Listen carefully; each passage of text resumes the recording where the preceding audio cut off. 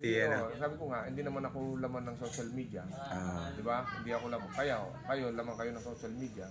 Kung tutusin, kung wala social media, paano kayo? Di ba? Yun ang dating. Ako wala namang problema. Kung ginuhit ko, kung hindi naman mo, kulang na nga lang burahin yung guhit. Gusto nilang baguhin. Guhit. Ayaw nilang mabuhay sa anino ni Turbo. Parang ganon.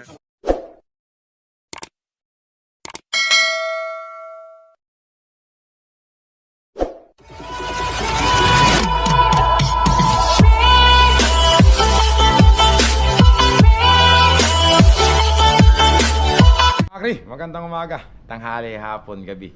Kung kailan nyo man ito mapapanood, diba? Sabi ko sa inyo, hahanapin ko yung mga legendary sa drag race, mga kakabit, tsaka sa motocross. Siyempre, unahin natin yung drag race, mga kakabit. Sa bawat pagtatanong ko, ang tinanong ko lang naman, sa drag race po ba, sino yung parang Michael Jordan? Sino yung greatest of all time, mga kaagri? Ang laging tinuturo, si Turbo, mga kaagri. Turbo ng Concepcion, mga kaagri. Kaya pinuntahan ko siya, natagpuan ko yung shop niya rito, mga kaagri. Ito, yan o. Ito yung shop niya. Andito si Kuya. Kuya, ano po pangalan niya? Ron po. Kuya Ron, magandang ano po. Pamangkin daw siya ni Turbo, mga kaagri. Wala pa si Kuya Turbo dito eh. Wala pa, nasa bahay pa raw nila. Antay-antay lang tayo ng konti. Tatanungin natin. Si Turbo, mga kakri, papiyaw lang ng konti. Ako magsasabi ayon sa information ko, siya yung nagpakilala ng drag race sa Pilipinas, mga kakri. Siya yung nakaisip ng karera na to, mga kakri. Ngayon, organizer na siya ng mga karera. Kunyari, magpapakarera ka ng ganun, organizer siya, mga kakri. Saglit lang ng konti. Ito na pala si Uncle Turbo, mga kakri.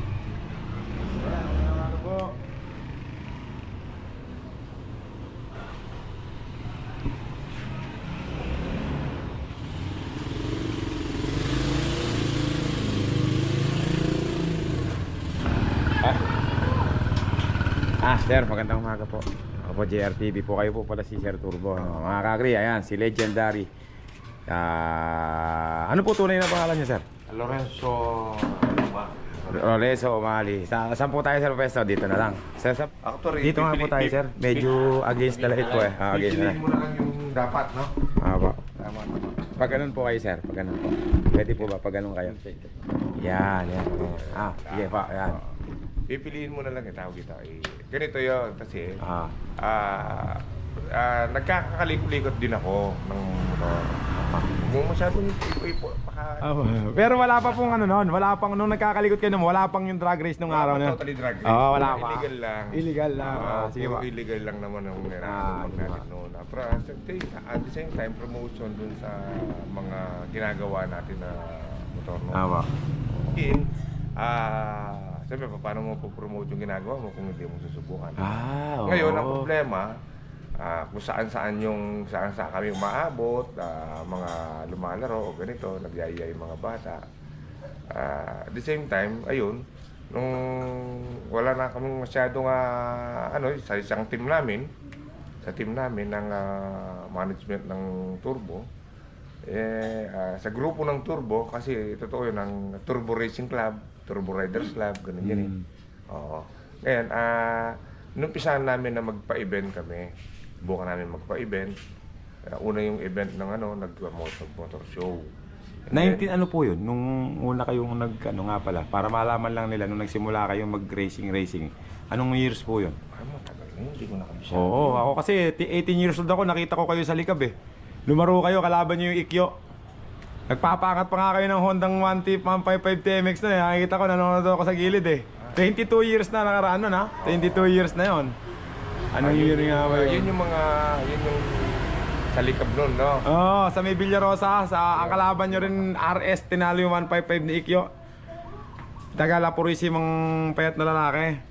155 niya na 6 ang cambio. Tapos yung inyo naman nilaban nyo yung RS 100 lang, natalo yung kanya. Andun ako nun eh.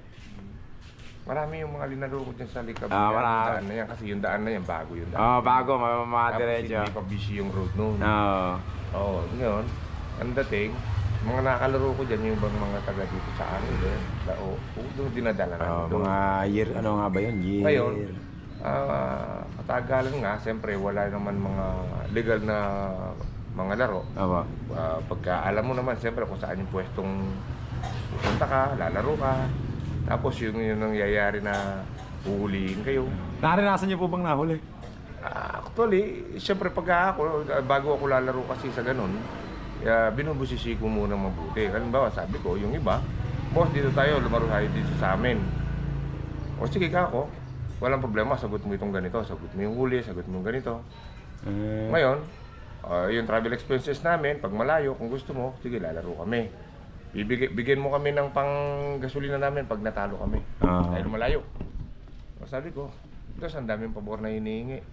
O kung gusto mo, dito tayo lumaro sa akin. Ako magbibigay. Vice versa, ano sir? Oo, di ba? Kasi yung iba, sabi nga, boss, hindi sanay na natatalo. Daw dito, hindi pa natatalo ito. Maraming mga pumupusta sa kanya. Ganun sasabihin nila. Tapos sabi ko nga, ganun ba? Medyo mahirap kalaro yan. Kasi paano, tanong mo kung alam niyo yung pakiramdam ng natatalo. Kasi pag natalo yan, siyempre paano yun ka? Di ba? Oo. Tapos ganito nga, inorganize nga namin ng team namin na magpa-drag tayo. Sige sir, subukan natin. Kasi implement natin lahat yung mga gusto natin na mga rules, yung mga na-experience yung mga rules. Sabi ko, siyempre ako, player din ako, alam ko yung mga damdamin, ganito yung nangyayari, tagal-tagal mo naghihintay. Tapos ganito, minsan mangyayari na hindi pala kumpleto yung motor pag during na ikaw ang tatakbo. Ganun ang mangyayari. Siyempre, minsan madidikyo ka or tatakbo ka, pag-testing mo pa lang, sira na yung motor. Ganun. Hindi masyadong na-check up, hindi nahigpitan yung mga gulong. Pag-take off dahil nga bawal yung rod, pag-take off ng motor, sira na yung kadena, putol na yung kadena. Bawal po ba yung road test sa drug test? Yung iba dun ng mga nag-entry ako dahil minamadali na nila yung karera. Tapos yung spare engine nila, papalitan ng makina. O pagkatin, tapos sila na itatakbo ng category na yun. Ganun na yun. Siyempre marami tayong ini-implement na gusto natin mangyari sa mga experience nga natin. Tapos yung nga iba, ang testing, puro testing naman. Okay, nakaka-testing sila. Tapos during nung laro na, puro full start naman doon sa starting niya. Kasi walang maayos na ilaw nun. Ganun. Kayo po ba naka-invento ng ilaw na yun? Actually, tayo. Ang galing Hindi yan galing sa ibang bansa, talagang naisip nyo? Galing lang natin pinag-aralan na nga. Pinag-aralan na. Sige po, kwento nyo pa po. Sige po. Yun nga, pinag-aralan natin paano natin ma-improve. Tapos sabi ko nga, minsan nagiging dahilan lang ng rider. Alam mo naman, pag magaling na, natural, iisipin mo paano maging fair para sa kanila. Yung umpisa natin dyan nang nag-organize tayo, garter pa lang. Ano po yung garter? Garter yun. Yung garter. Yung garter. Tatanggalin mo. Yung Pipitik. garter, ahatakin parehas, nakaawak ng ganito. Yan. Pagka alam na alam, kung paglabas ng motor, sumabit doon. Kung sino yung unang sumabit, False start yun. full start na agad. Alam mo na yun. Two false start equals to ano. Edi sa madaling salita, nag-i-improve tayo, mga after 1 year o ano, nag-isip tayo kung paano natin mai-develop na nag-ilaw tayo. Ilaw. Nag-ilaw muna tayo hanggang sa nasa rear wheel muna yung sensor. Nga, pag atras ng motor, talagang sensitive yung sensor na muna natin. Tapos, ayun nga, nag-improve tayo, na-adjust pa natin yung ibang mga nakikita natin, yung mga ibang mga player, medyo nahihirapan kung paano i-adjust sa sarili. Dine-develop naman natin as of now yung mayroon din naman tayong timer ngayon, hindi lang natin ilalabas yan kasi ayaw din mabasa ng mga oras ng mga kasi nga kaya ayaw niyong ilabas kasi nga magkakaalaman, magkakabistuhan na kung ano. Yun ang maganda kasi pero totoo nito ako mas better yung gusto ko nga talagang may sa kanila. Halimbawa sa isang team, mag-aabot siyang motor, gusto ko nga i-implement yung sabihin sa ibang gustong mag-organize ng mga palaro. Ako, ino-organize lang natin kasi hindi naman natin na open naman tayo. Kung sino yung gusto magpa-event, mag-organize. Bali, nag-organize na po kayo ngayon ng mga event na drag race na Pinapa-organize lang. As of now, sa isang team natin dati, na una yung turbo racing, nag-organize na. Kailan po kayo unang-una na nagkaroon ng organized na legal? Kasi legal na ngayon kasi Nakita ko dati drag race kasi pag sinabi mong drag race, hindi siya legal. Ngayon, mayor na nga yun nagpa-drag race doon sa Mekwan. Ibig sabihin, legal na siya. Kailan po yung unang-una nyo na nagkaroon kayo ng karera na legal? Kami, hindi ko na masyadong matandaan. Pero 19, anong taon? Hindi ko na rin maintindihan yan. Basta matagal na, sir. 2020, wala sa 2020. Something ganun. Kasi nung nakita ko po kayo, nagpapangat kayo ng motor, hindi pa legal yun. O ano pang ano yun? Kasi puro pagka may pulis ka nun takbuhan yung mga tao. Yung isa doon, dapat kumpletuhin ko muna yung detalye bago mo ko ma-interview. Hindi, okay lang po yun. Sa vlog naman, kahit naman hindi yung basta yun na ipaliwanag lang natin istorya ng buhay nyo, di ba? Mula sa kayo talaga yung nagpakilala. Hanggang ngayon, naging legal na yung Actually, noon pa, ganito, nagiging legal naman pagka minsan na gustong event ng ni Mayor, ni ganito. Basta yung mayor ang nagpa-event, nagiging legal talaga. Legal naman noon. Kasi ang problema nga lang noon, hindi siya organized masyado. Hindi siya organized. Oo, wala pang masyadong ganito. Basta ang hindi lang legal, sir, halika, laban tayo doon. Doon tayo. Yun lang ang hindi legal. Pero pag sinabi ng mayor, legal siya. Palaro na talaga siya. Actually, maraming gusto talaga yung marami tayong mga gusto. Lahat din naman din, maraming gusto. Ang problema rin kasi ng gobyerno rito sa Pilipinas, sa atin. Siyempre, hindi siya supportive sa drag racing. Drag racing. Yun yung muna kasi na Hindi tulad sa Thailand po ba napapanood yun? Sa Thailand talaga susuportahan. Suportado talaga sila. Mayroon silang circuit, nakita ko. Circuit na laruan talaga. Circuit, lahat yan. Kasama yung... Sa naman sir, sa panlaro nyo, tsaka yung nabalitaan ko yung pipe nyo. Sikat yung pipe nyo nung araw sa two-stroke kayo sikat nun yung RS nga nakita ko. Kayo nagpauso nung pipe na yung malaki sa ilalim biglang liliit sa di ba? Ano yung specialty nun sir? Yung na yun? Paano? Anong... Mayroon nakakapagpabilis din ba ng motor yon? Malaki ng bagay yung... Malaking bagay yung pipe na yon. Actually, tawag dito kasi mga matagal na nga yun. Una pa yung RX. Kasi kaya lang hindi nagtuloy yung kasi alam ko na pace out yung two-stroke Na pace out yung two-stroke. Actually, ganito yan. Marami tayo. Kaya lumalabas pa naman hanggang ngayon sa merkado ng mga ibang mga bata. Sa atin kasi, mekaniko nga, nagagawa. At the same time na, yun nga, sabi ko gusto ko mag-pipe. Ngayon, wala akong idea pwede mapagpagawan. Tinituro ko doon sa bata, gawa tayo ng pipe. May pipe siyang sinusundan. Yung mga galing ng Thailand na ibang mga design. Di siya madaling salita. Pakitaan mo muna ako ng pipe na sinasabi mo bago tayo gumawa. Yung ginawa ko, gumawa ako. Nung gumawa ako, kahit pa paano, hindi naman ako nag-settle ng finishing. Kasi finishing ako na bata. Nung nakita kong nagawa ko, success naman. Okay. Ayun. Nag-boom yung mga pipe na yun. Matagal din naman. Siyempre, yun lang. Sabi ko nga, iba-ibang racket yung nasa atin. Meron ako sa pipe, meron ako sa pag-set ng motor, pag may mekaniko, pag-overhaul. Marami. Ibig sabihin, hindi lang specialty sa isang motor. So madaling salita, yung mga kasama nga natin na yan, siyempre sabi ko nga sa'yo, parang sa akin lang kasi, kasosyo natin sa negosyo. Ibig sabihin, kung gusto nilang gumawa, wala namang problema. Bakit hindi nyo yun minas production sir, yung pipe na yun? Sikat na sikat yun yung pagka naka-RS ka nun, export, naka-pipe. Mga ganun sikat na sikat yun, natatandaan ko. Sabi ko nga, kung sino yung may sa atin na gusto magpagawa, yun lang. Ngayon, kung gusto nilang kopyahin, wala namang problema. Sabi ko nga, sige, para ma-develop, para sa atin. Okay lang, hindi naman tayo Sa pagmamekaniko naman sir, alam ko, tanda-tanda ko, basta kunyari gusto mong magpalakas ng motor, dito dinadala sa inyo nung araw. Kailan yung, sigurado ko noon, tambak ang gawa nyo noon, sir? Actually, tambak naman hanggang ngayon. Mayroon pa naman yung iba, naka-schedule nga lang.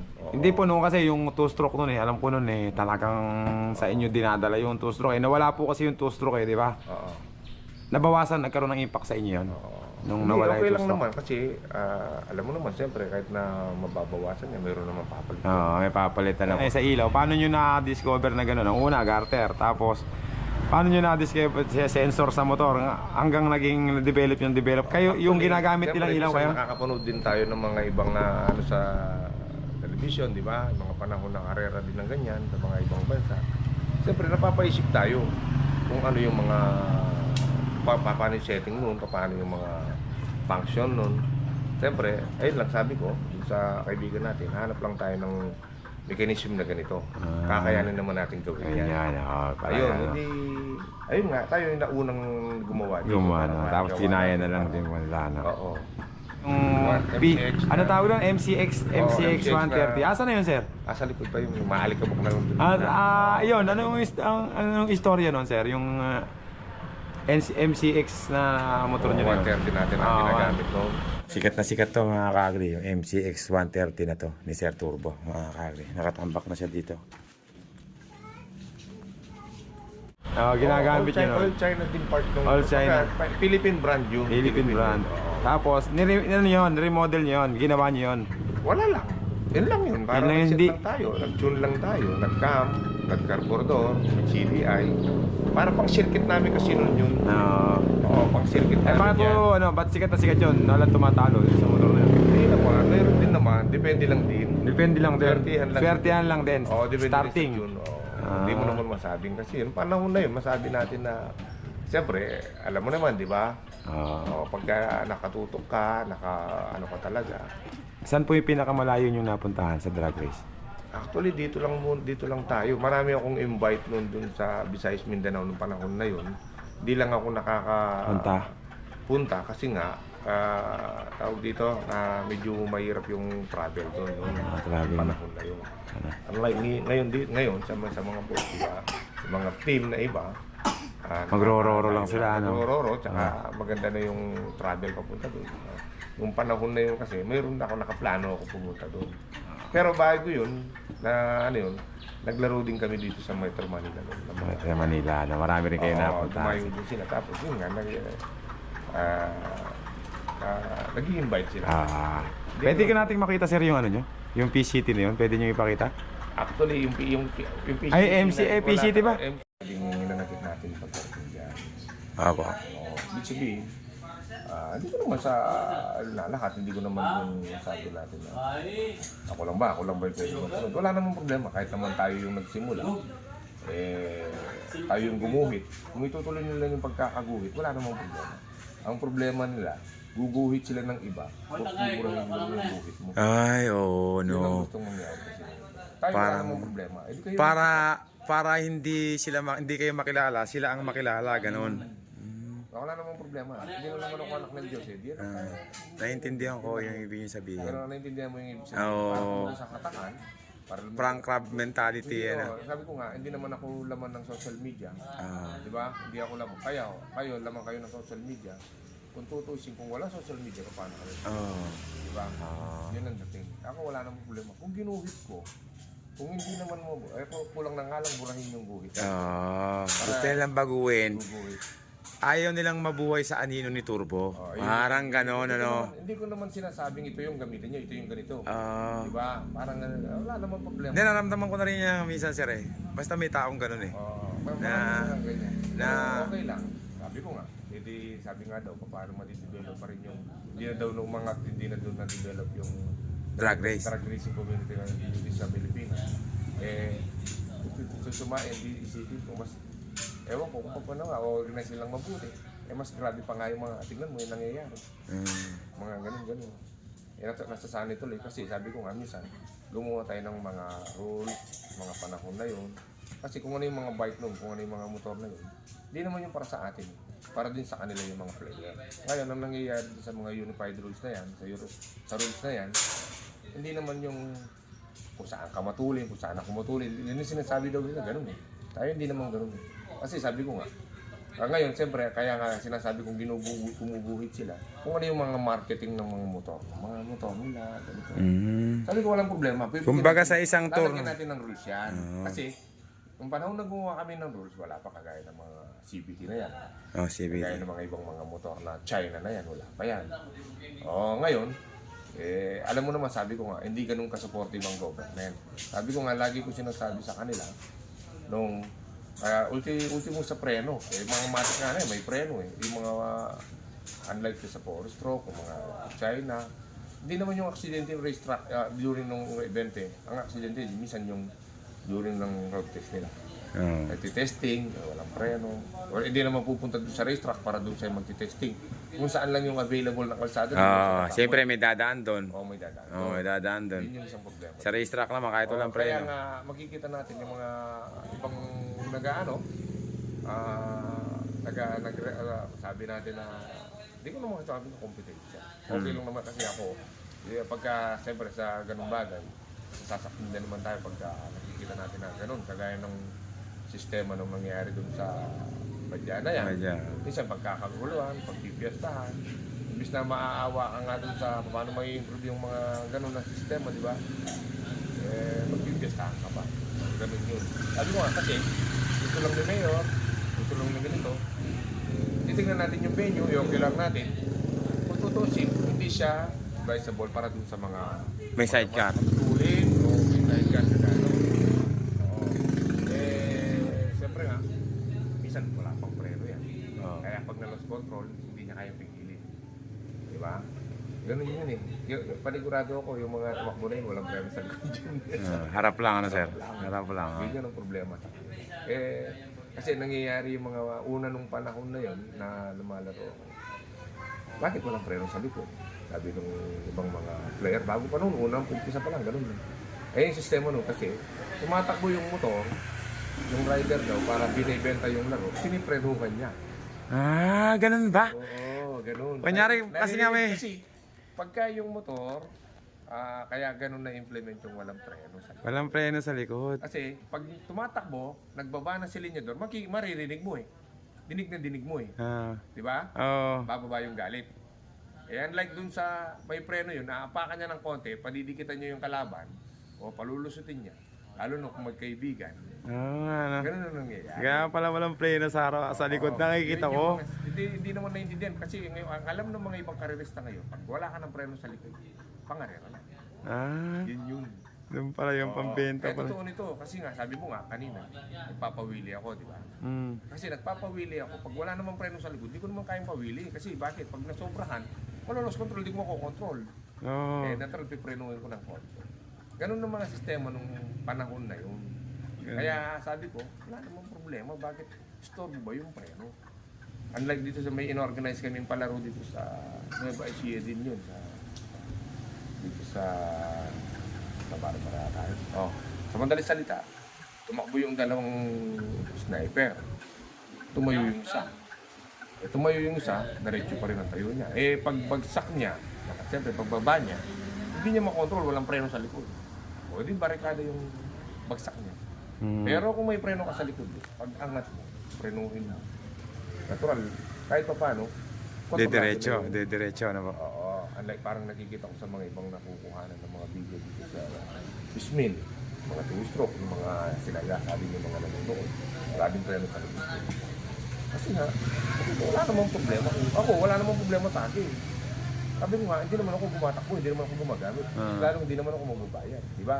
Yun ang problema. Ini-implement lang natin. Pinapaliwanag lang natin kung para saan. Di ba? Ako nga rin, ngayon ko lang naraman yun. Kaya pala, yung pala yung istorya, kaya pala walang preno sa likod yung mga panlaro, mga kagay. Kaya nga tinatanggal nila. Kasi nga, pag tumatakbo ka, magkaibigan, sabihin natin, binantay yung laro, anong isa?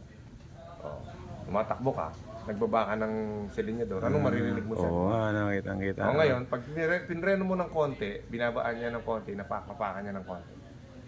Parang naninikip yung motor eh, sabi pa niya. Di ba? So, lulusot yung kanya. Basta sa mga experience. Mga experience niya. Ang dami na pala lang. Ganun yun. Hindi naman kagaya ng kalabaw kasi kalabaw kung ano yung kung mapapagod na lang yun bago talaga, di ba? Diretso pa rin yun. Sabi mo ba sa kalabaw sandali, kamo dahan-dahan kamo. Pwede rin po sa kalabaw. Hindi mo susundutin ng kuryente. Yun. Tapos hihilahin mo ng konti yung pang-ilong, pang preno yun. Para may break. Parehas lang din. Basta racing talaga, ganun din eh. Yun. Ang problema pa naman yun ng mga nagiging nakikita ko ngayon sa mga... Ako yung organize ko lang. Nag-organize lang ako. Pero hindi ako organizer ng ako yung magpapalaro ngayon. Hindi. May team tayo. May team tayo. Ako, as of now, dahil nga gumawa ako ng ilaw, tayo, pwede ko naman ba, ikaw gusto mo pa-event ka. Tama. O ganun, i-arkilahin mo lang yung Ilaw. ticket. Oo, ayan mga Kasi ka-agree. yun nga sabi ko nga sa'yo, ayaw kong gumit. Ikaw yung gig. Yun lang yun eh. Ganun lang eh. Kaya ayaw ko naman sabihin natin na parang sabihin natin, agaw eksena ako lang yung eksena. Hindi. Parang sinabing bumili lang ako ng mga gamit natin na pwedeng magamit lang. Magamit nyo. Ayan mga ka-agree, yung palang gusto magpa-event, kung wala kayong ilaw, pwede kayong umarkila rito Pwede lang din. kay Sir Turbo. Yung mga sistema din nila, yung mga rules din nila, kung gusto nilang gamitin, walang problema. Kita mo, nanlalata ka, hindi ka aabot doon. Nandun ka sa battle for champion. Ngayon, hindi mo ba gagawin, masasabi natin, magbabayad ka lang para mag-champion ka lang. Tawa. Kasi maraming umaabang sa'yo, yung mga followers mo, mga naiintindihan pare ko mo, di ba? yun. Promotion mo. Tapos, sabi, mekaniko ka sa team mo. Kulang na nga lang yung team, bilhin mo yung pagkapanalo mo. Di ba? Bilhin mo para masabi natin gumastos ka. Kasi nga ngayon, alam naman natin, hindi naman na, maraming magagalit sa akin dito. Kahit yung mga, ano na yan, mga rider o ganito. Kasi nga, gusto nga nila, malaki ang cash prize. Okay lang naman dyan kung may mga mag-i-sponsor. Kung sino si Mayor, halimbawa si Mayor, magpapa-event siya, sariling bunot niya. Kasi minsan ginigisa lang natin sa mantika niya kasi yun Yung mga... kukunin. Depende lang sa ino-organize natin yun. Nasa nagpapa-organize din yung kung anong gusto nila, ano yung gusto nila. Ganyan, o yung sabi nga natin, sabi mo nga, yung makapagpasaya lang, malaking bagay na. Yung masabi natin na hilig natin. Yung panahon nga natin na yun, di naman natin na di tayo mong kumikita yung mga exposure o promotion lang nang kinukuha natin nung panahon na yun. Masabi natin na pag umuwi tayo, may dala-dala tayong trophy, ganito yun. Okay na yung masabi natin na tabla tayo sa gastusan. Kasi ngayon may bihira na kasi di unlike dun sa panahon na yun na ngayon hindi. Bago yung preparasyon ng event, talagang 1 month, talagang pukpukan yung mga gastusan ng mga team. Kasi paghahandaan din na yung mga event na malalaking event, talagang mas masabi natin na kulang sa 50 pa nga yung gagastos nila kumpara sa price pa. makukuha nilang price. Kaya ngayon yung sinasabi ko, parang sabihin na nga natin na kulang na nga lang talaga. Yung iba nga, sabi nga natin na bilhin mo lang yung pagkapanalo mo. Kulang na lang, bilhin mo yung pagkapanalo mo. Sabi ko nga kasi, lagi ko inuulit yung may iba sa iba na hindi ba malaking bagay sa inyo yung masabi natin. Sumali ka dito, nakaka-inspiring mo ito, nakakalaro mo yung mga idol mong iba. Tapos nakita ka, nakilala ka. Sa susunod doon, sa ibang lugar, kahit na sa ibang lugar yan, yung mga taga doon, magiging customer mo na naman din, magiging katropa mo. Malaking bagay na yun eh. Diba? At katulad po nung nangyari sa inyo, step by step nung paglaban-laban nyo, dahil lagi kayong nananalo, nakilala yung shop nyo, lagi nang pumupunta rito, di ba? Ganun din lang. Sir, di ba lakihan po natin yung cash price, entry fee, basta malaki yung cash price. Pwede ako sa inyo, kasi kayo ang nananalo. Tama, kayo laging nananalo. Magbibigay po ng cash. Paano yung mga natatalo? Entry pa kaya? Yung mga binubugbog nyo lagi, mangungutang lang yan, binubugbog nyo. Alam na rin pala. Kumbaga, alam na rin kung sino mananalo. Alam na kasi sila yung malalakas. Alam na wala. Kaya yung iba na naman mga player kasi, kaya nga na-implement natin yung iba ngayon na, kasi sila yung masabi natin na, ano ko yan, nakapanahon, ika nga. Nakapanahon yung team nila, nakatutok yung team nila. Alam mo naman yung gulong, ika nga, di ba? Siyempre, iba yung ikot ng, ayun sir, yun nga, sabi ko nga, paano natin paano mong ilalakihan nga, sabi yung cash price. Sabi ko nga, kung sa amin wala namang problema. Kasi i-organize lang namin yan. Kung ano pa rin yung gusto ng management ng main organizer, yun lang din naman susunod. Kami, sabi ko, ginigisa lang namin kayo. Kayo lang din doon, kami lang na nagaan. Kasi ini-implement lang natin yung nakikita natin. Wala ka mo, sinad lang ng... Kayo po yung nasa gitna? 3, 6, 9, 11? Kulang pa yan. Yun lang nga, apo ko yung isang may hawak ng aso. Ilala. 10. Yung buso ko, di ba? Yun yung millions ko. Ay, yung mga anak niyo po. Kulang pa yan. Marami pa ako. Marami pa yan. Marami pa yung masabi natin. Marami palang anak si Sir Turbo, mga ka-agree. Ninakaw ko lang kamo. Ito yung buso ko. Apo. Panganay ko, yung nursing ko, yung junior ko yan. Ang dami. Ang dami palang anak si Sir. Masabi natin na hindi ako naging takot, matapang ako. Yung nga iba may pera na, ayaw pa, hindi pa magawa yan. Kasi nga masyado yung takot sa responsibility. Oo, responsibility. Diba? Parang sabihin na nga natin, sige nga, at the end of the day, ikaw na nga yung sikat kahit sa ngayon. 4 lang yung anak mo. Tama. Eh ako, yun, marami. Masabi natin na, pagpikit ng mata ko, kung magkakaanak-anak yung mga yun, Nadami na kayo layan. Para kayo si Abraham. diba? Ganun yun. Oo. Kaya nga, iba yung nagiging, masarap gumit na, masarap ano. Kaya nga, Timo, ikaw pa yung naghintay dito. Oo. Di ba? Oo. Ako mamaya-maya pa yung oras ko. Oo. Naghihintay na yun. Wala naman ako nakaschedule. Oo. Kasi may mga walking na ginagawa. Oo. Kunin mo na lang doon, mission. Huwag mo nang videoan, picturean mo na lang. Opo. Kasi hindi mall ito, shop. Opo. At the same time, junk shop. Oo, Sir Turbo, maraming salamat po. Masaya po ako na nakilala kayo mga ka-agri. Si Sir Turbo. Napaka-ano lang pala. Si Sir Turbo pala, kahit sikat siya, napaka-humble pala niyang tao mga ka-agri. Napaka-simpleng tao. Parang, kumbaga ako, kung ano ka ikaw, kung ano ako, parang siya lang din mga ka-agri. Hindi siya mataas ibig sabihin hindi siya mapagmalaking tao mga ka-agri. Napaka-humble. Masaya po ako na nakilala kayo, Sir Turbo. Kaya po ako nakilala kayo.